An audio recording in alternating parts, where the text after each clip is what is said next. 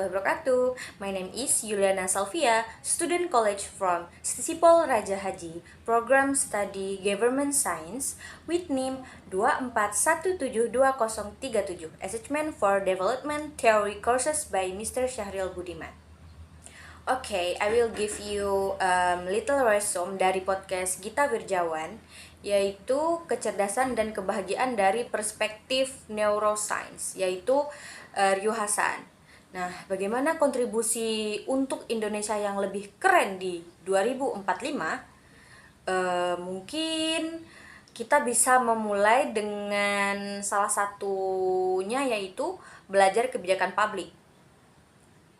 Pemahaman terhadap analisis kebijakan itu memungkinkan kita untuk mengaktualisasikan berbagai permasalahan, apalagi yang sifatnya struktural. Tidak hanya di pemerintahan, tapi juga di dunia usaha maupun non-profit. Dalam episode kali ini, kecerdasan dan kebahagiaan dari perspektif neuroscience yang dipandu oleh Gita Wirjawan dan Dr. Roslan Yusni Hasan, SPBS atau yang lebih dikenal sebagai Ryu Hasan, membahas peran penting kecerdasan emosional dalam mencapai kebahagiaan. Untuk mencapai kebahagiaan dan pengambilan keputusan yang bijaksana. Poin-poin yang dibahas meliputi, saya bahas yang pertama dulu ya. Poin pertama yaitu kecerdasan emosi dan kebahagiaan serta peran emosi dalam pengambilan keputusan. Di Finlandia, Denmark, indeks kebahagiaannya tuh naik. Masyarakat membaca buku itu sangat-sangat banyak.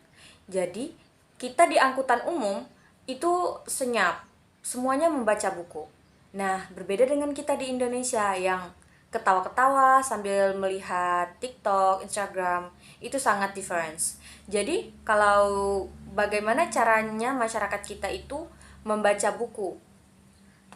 Secara sederhananya, buatlah mereka bahagia. Peran emosi yang besar di sini itu menentukan seseorang itu cerdas atau tidak cerdas secara emosi. Misalnya, kalau kita melihat ada orang yang enak didengar ngomongnya, kemudian itu tidak memancing emosi, itu kecerdasan secara emosi. Membuat orang lain itu nyaman dengan dirinya. Orang-orang yang bahagia dan membuat orang lain bahagia itu juga disebut dia cerdas secara emosi. Kecerdasan itu bagaimana individu bisa mempertahankan hidupnya selama yang dimungkinkan. Itu dikatakan cerdas. Sejarah yang membuktikan itu kecerdasan. Makin cerdas secara emosional, ternyata membuat hidup kita tuh lebih berkualitas. Karena semakin cerdas kita secara emosi, makin bahagia kita. Nah, semakin bahagia kita, makin kita tuh jadi makin rasional. Jadi kalau dalam bukunya Goleman itu dia menyebutkan bagaimana emosi itu terlalu sering membajak rasionalitas kita. Pada saat porsi rasionalitas kita itu perlu diberi porsi yang agak lebih besar. Nah, itu membuat hidup kita tuh lebih berkualitas. Karena hidup kita lebih berkualitas, capaiannya juga lebih berkualitas, dan itu yang membuat masyarakat yang bahagia, mereka lebih produktif. Emosi seringkali mempengaruhi keputusan kita ya, seringkali. Dengan meningkatkan kecerdasan emosional, kita dapat mengurangi dampak negatif emosi yang membajak rasionalitas kita. Nah, inti dari poin pertama, Dr. Ryu Hasan ini menekankan bahwa kemampuan mengendalikan emosi itu ialah kunci kebahagiaan. Semakin cerdas secara emosional, seseorang dapat membuat keputusan yang lebih rasional dan hidup lebih berkualitas. Pentingnya membaca buku dan pendidikan. Nah, bagaimana cara untuk Indonesia bisa membudayakan budaya baca buku. Nah, kalau kita perhatikan anak-anak zaman sekarang itu lebih suka melihat TikTok, Reels, Instagram, atau medsos lainnya daripada membaca buku. Nah, kalau kata Dr. Yu Hasan, tidak penting membaca buku itu tidak penting bagi manusia, tapi bagi manusia yang mendalami ilmu pengetahuan itu penting. Itu yang saya suka dari Dr. Yu Hasan. Ia mengatakan secara general, mari kita membaca buku. Tidak semua orang harus membaca buku. Tergantung maunya kemana. Jadi kalau semua orang disuruh baca buku, tidak semua orang suka baca buku. Akhirnya apa?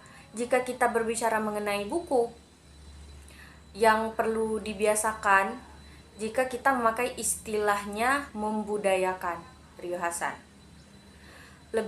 Hasan lebih senang menggunakan kata membiasakan, karena segala sesuatu itu perlu dibiasakan. Kalau kita ingin membuat masyarakat kita lebih suka membaca buku, kita harus membiasakan. Dan membiasakan itu bukan dengan dinasehati, tapi harus dilatih. Bagaimana cara melatihnya? Nah, contohnya, misalnya ada komandan batalion ya. Komandan batalion akan mendatang Pangdam. Dia memberitahukan anggotanya sebatalionnya, kalian nanti akan Pangdam ke sini, baris yang rapi ya. Nah, sedangkan enggak gitu cara mainnya. Kamu latihan baris sehari 8 jam, sama dengan buku. Jika kita membicarakan tentang buku tadi, masyarakat yang membaca buku sekarang ini itu berkorelasi lurus atau berbanding lurus dengan indeks kebahagiaan. Makin tinggi kebahagiaan sesuatu komunitas atau masyarakat, cenderung dia membaca buku. Jadi kesimpulannya, Ryu Hasan menyarankan agar masyarakat kita di Indonesia ini membiasakan diri untuk baca buku untuk meningkatkan kecerdasan dan kebahagiaan. Pendidikan, terutama dalam bidang kebijakan publik, dapat membantu individu memahami dan mengelola emosi mereka dengan lebih baik. Kecerdasan individu, ini poin yang ketiga, kecerdasan individu dan kecerdasan komunitas. Cerdas emosi adalah bagian dari kecerdasan sosial itu sendiri. Sehingga semakin kita tidak cerdas secara emosi, semakin sulit kita untuk bekerja sama, dan kita juga akan kesulitan menghasilkan sesuatu yang lebih efektif dan lebih efisien. Dengan kemajuan teknologi, apakah itu lebih memungkinkan untuk kita lebih berkolaborasi atau bahkan berkurang kapasitas kita untuk berkolaborasi? Cognitive immunity, manusia itu memiliki berkurangnya kognitif immunity-nya untuk bisa membedakan antara fakta dan fiksi. Dan itu tidak balance dengan kepentingan kita untuk berkolaborasi. Sekarang mereka membahas bahwa kognisi kita itu mengalami perubahan secara cepat dan bisa dibilang sebagai revolusi kognitif.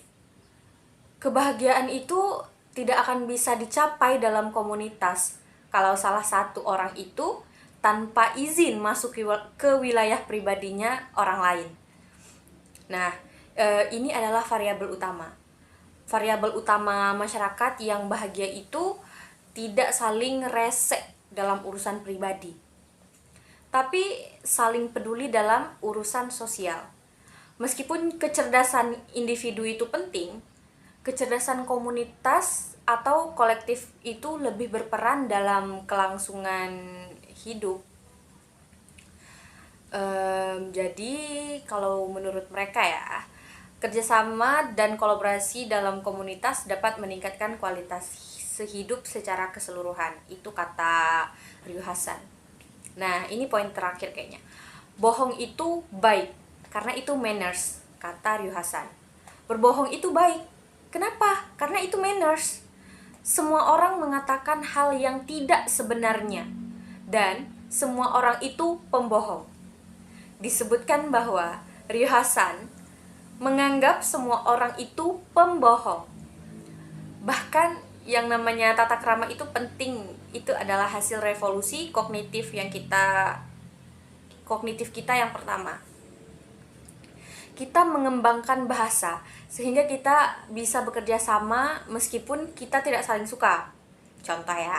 Contohnya kayak seorang direktur boleh saja membenci anak buahnya, tapi direktur tidak boleh mengatakannya di depan anak buah. Sebaliknya, anak buah tidak menyukai direktur, tapi ketika bertemu dia menyapa, "Selamat pagi, Pak." Nah, padahal dalam hatinya kayak, "Mati saja ya kau," gitu. Seperti itu. Nah, tapi itu tidak boleh diutarakan di depan orang tersebut, begitu. Begitu mereka berinteraksi namun saling membenci, itu tidak bisa menjalin kerjasama. Nah, itulah pentingnya manners. Kita berbicara dengan bahasa yang menghasilkan tata krama, menghasilkan fiksi sebetulnya. Fiksi itu tidak sesungguhnya, tapi itu penting. Berbicara tentang tubuh kita, fisik kita itu alam semesta tidak merancang untuk berkolaborasi dalam jumlah banyak. Nah, mengatakan cognitive immunity, bahwa kemampuan kita membedakan fiksi dan fakta itu menurun. Itu bukan faktanya, tapi gapnya saja yang melebar. Kenapa gapnya yang melebar? Orang yang tahu banyak dengan orang yang tahu sedikit, itu gapnya makin melebar. Kenapa? Karena dulu pengetahuan itu gapnya kecil. Makin lama antara orang yang tidak paham pengetahuan dengan orang yang sangat paham pengetahuan, itu gapnya semakin jauh. Sehingga kalau dibilang bahwa kita itu kesulitan membedakan fiksi dan mengalami penurunan dalam membedakan fiksi dan fakta, itu tidak benar. Karena yang benarnya adalah gapnya aja yang semakin meluas. Kalau dulu antara fiksi dan fakta, kalau sekarang hoax itu penting bagi kita dulu. Hoax itu pernah menyelamatkan kehidupan kita pada masanya. Nah, secara keseluruhan, isi dari podcast Gita Wirjawan pada episode kali ini bersama Dr. Ryu Hasan memfokuskan pada kita pentingnya kecerdasan secara emosional dalam mencapai kebahagiaan, dan bagaimana pendidikan dan kolaborasi komunitas dapat berkontribusi pada kesejahteraan individu dan komunitas.